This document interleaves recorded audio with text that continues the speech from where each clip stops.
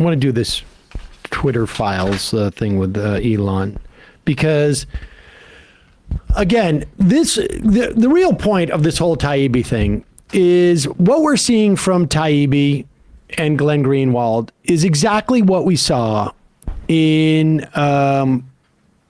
2015 when Steve Bannon's publishing firm made a deal with the New York Times to essentially co-market the Clinton Cash book, which was full of a lot of innuendo. There's a lot of, and if you listen to our program back in 2015, undoubtedly you would have heard a lot of the critiques of Hillary Clinton that are quite legitimate and I think were longstanding.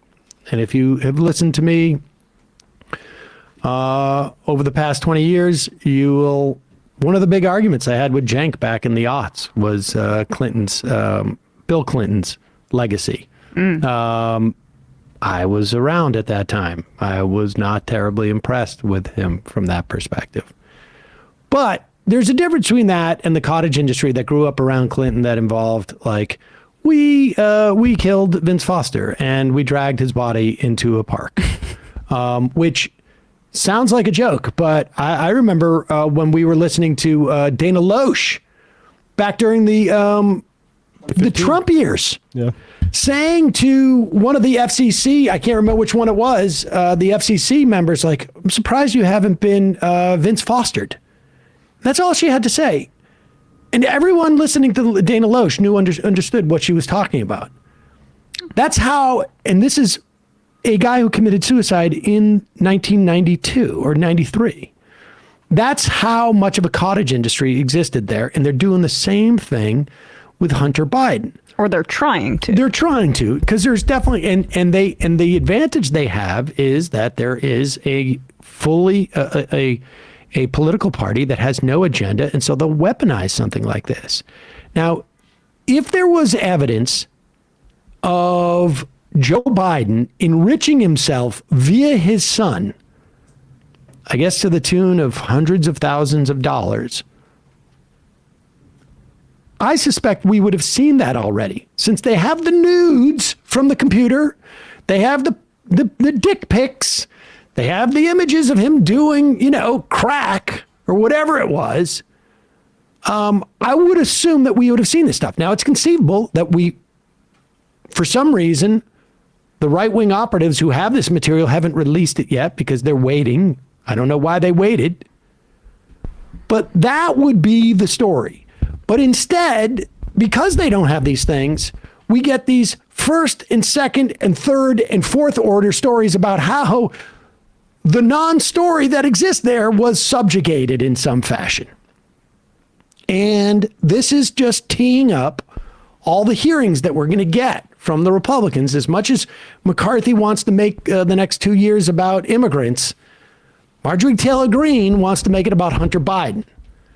And Elon Musk is here to save the day for the Marjorie Taylor Greenes of the world.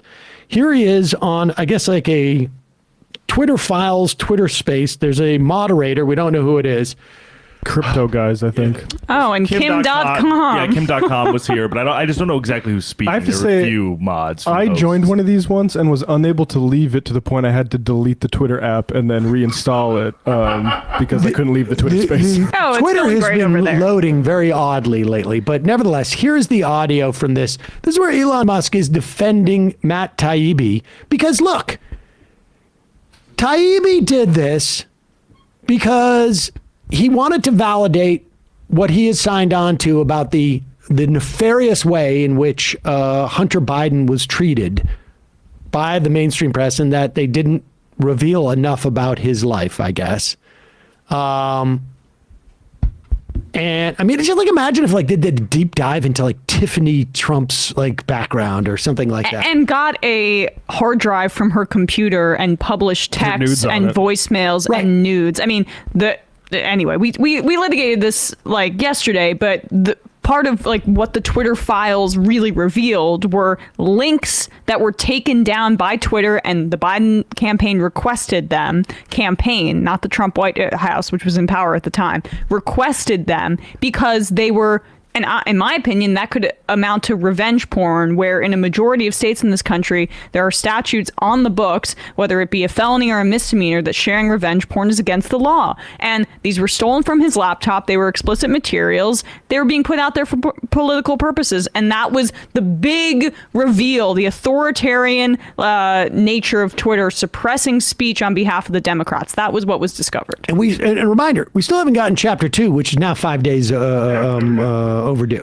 Elon Musk, his source, who is one of the richest men on earth, is saying they're still working on it together, because that's usually how true journalism works. When you're telling truth to power, you're working with billionaires in order to determine which information should be disseminated on your Substack. Hey, let's bring Barry Weiss in here to help out. Yeah. Exactly. I want to talk to Amazon executives, and they can vet information before it goes out to the public. Listen to this.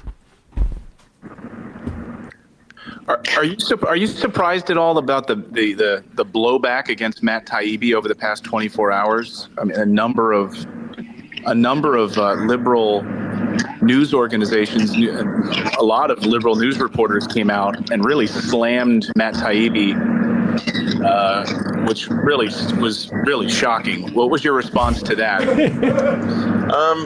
Well, I think those people should be looking in the mirror and wondering why they were deceptive. Why did they deceive the American public?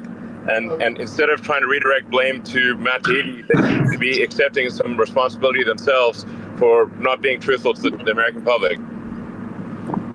For sure, dude. Good follow-up. Like in what respect? Like, what information did people who have criticized Matt Taibbi for basically being Elon Musk's mouthpiece?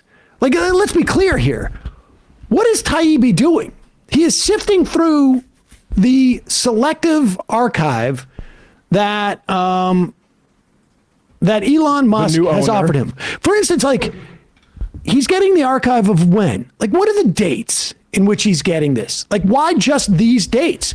This is not a release of all the emails from Twitter. Like, I mean, let's hear what the negotiations were with Musk and Taibbi himself. And also, Taibbi admitted in that Twitter thread that there were communications with the Trump White House. Well, that's, so for the truth, I mean, let's see those. Let's see those. We're you want the truth to come out, Elon Musk? Let's see those. I mean, the bottom line is this is a selective dump. They call it a limited hangout. A limited hangout, and Taibbi seems completely uncritical. Now, maybe at one point after he has done all the work that Elon Musk wants him to do, he'll come back in and sweep up after the parade. It will be completely irrelevant, but he's using what little credibility he has left to basically whitewash these things, because Elon Musk could have released these things. Like, why do we need Taibbi to do this?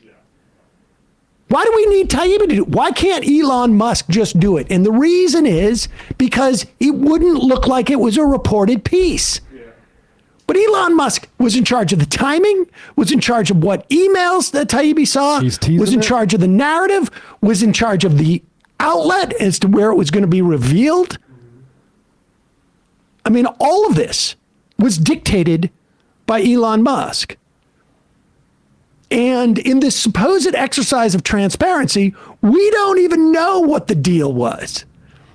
All we know is those things that I just mentioned, and Matt Taibbi is going to receive a huge bounce in compensation from this, without a doubt, just because it's not coming directly from Elon Musk. I mean, give me a break.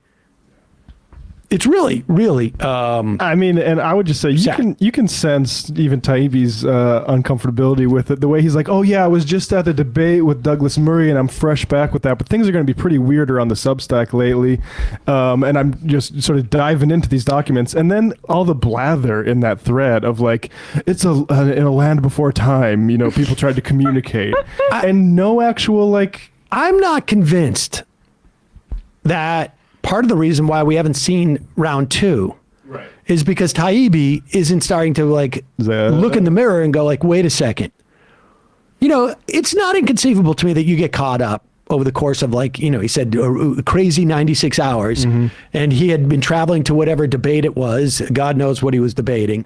And you get tired and you get blared, and one of the central figures in the news of the day comes to you and says, here's your golden opportunity. You can really dig into this. And then you find that there's really not much there. Not really there. And you're like, wait a second, have I been dedicating, the past whatever it is to this sort of false narrative that there was some major story and some coordinated, weird government suppression of a story that it turns out A, the story is really thin, and then B, the suppression angle is really not quite there outside of routine, PR exchanges where please don't print that. It's not worthy of printing. That's routine stuff. And it's conceivable to me that he's now looking at this and going ooh, I need to tap the brakes here. Smoking gun ain't quite there, or even manufacturable from that. Yeah. And so, I mean, I don't know. Maybe that's giving Taibbi too much credit,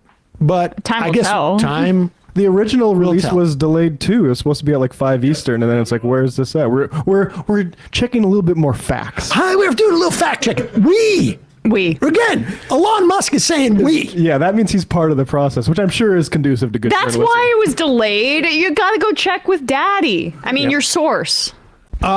Just one weird thing in the nothing burger from Taibbi. Why did the DNC reach out to Twitter to protect the privacy of a private individual who was not part of the DNC campaign officially? I don't know what you mean by DNC. Why did the Biden campaign reach out to protect the privacy of Hunter Biden? I can't imagine why they would do that. They're doing it because they're trying to win a campaign, and they don't want pictures of Hunter Biden's penis on Twitter. Is that really hard to The understand? DNC is not a government agency. It's It's a private enterprise. It's a private enterprise. But I don't think the DNC did it. I think the Biden campaign did it. But even if the DNC did it, why would a political party that is not a government entity, why would they want to get their candidate's son's dick pic off of Twitter? Yeah. I guess it's just one of those mysteries that we can never, ever find out, like gravity. Yeah, say if something is simultaneously breaks the rules of a website in terms of revenge porn, and also is politically inconvenient for you, you probably would help enforce those rules. And completely legal and fine.